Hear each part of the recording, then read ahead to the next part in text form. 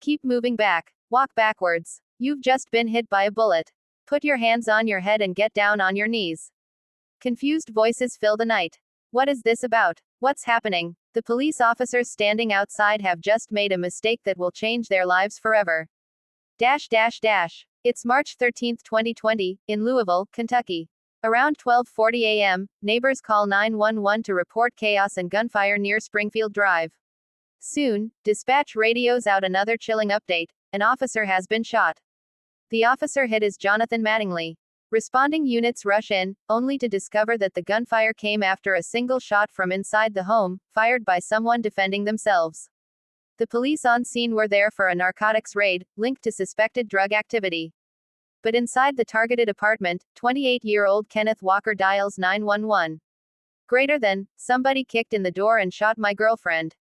Please help us. His girlfriend, 26-year-old Breonna Taylor, has been shot. At this point, the police don't realize it. Outside, officers shout commands at Kenneth as he emerges, terrified. Walk backwards. Get down on your knees. Hands on your head. I didn't do anything. My girlfriend's dead. He cries out. But police drag him away, accusing him of firing at them. He insists Breonna fired in self-defense, though his story shifts under pressure. Officers show little concern for his state of shock. Inside, the SWAT team clears the apartment. They find bullet-riddled walls, spent casings, and Breonna lying on the floor, unresponsive, soaked in blood. She has been shot 6 times.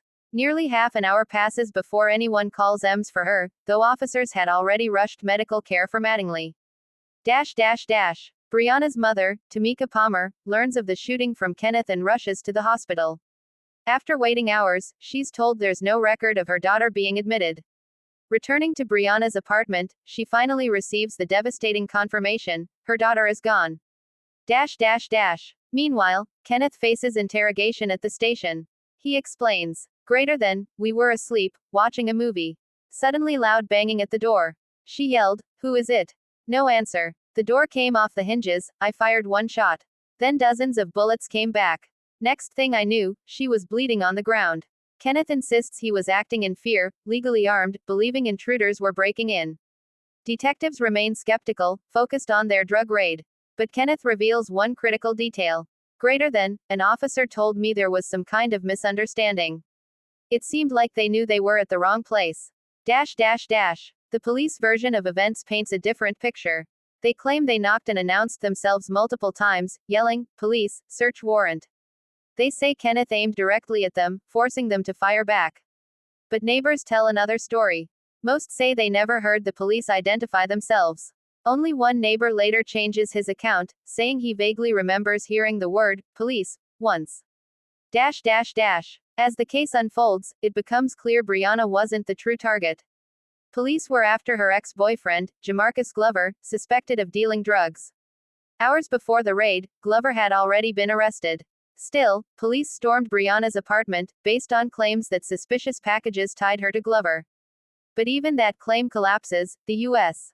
Postal Inspector later confirmed no such packages were ever delivered. The warrant was flawed from the start.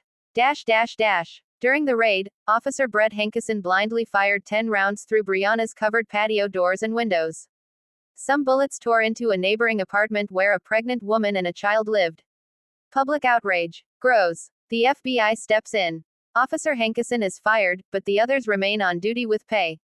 When Kentucky's Attorney General presents the case, only Hankison is indicted, and not for killing Breonna, but for endangering neighbors with stray bullets. No officer is charged directly for Breonna's death. The decision sparks nationwide protests, alongside the outrage following George Floyd's killing. Breonna's name becomes a rallying cry. Investigations reveal more disturbing details. Prosecutors once offered Glover a plea deal if he implicated Breonna as part of a drug ring. SWAT leaders later admitted they would have advised against raiding her apartment. Officer Kelly Goodlett pleads guilty in 2022 to falsifying the warrant. In 2024, Hankison is convicted of violating Breonna's civil rights, and in 2025, sentenced to nearly 3 years in prison. But for Breonna's family and much of the public, justice remains incomplete. Because when truth is buried under missing evidence, conflicting testimonies, and official denial,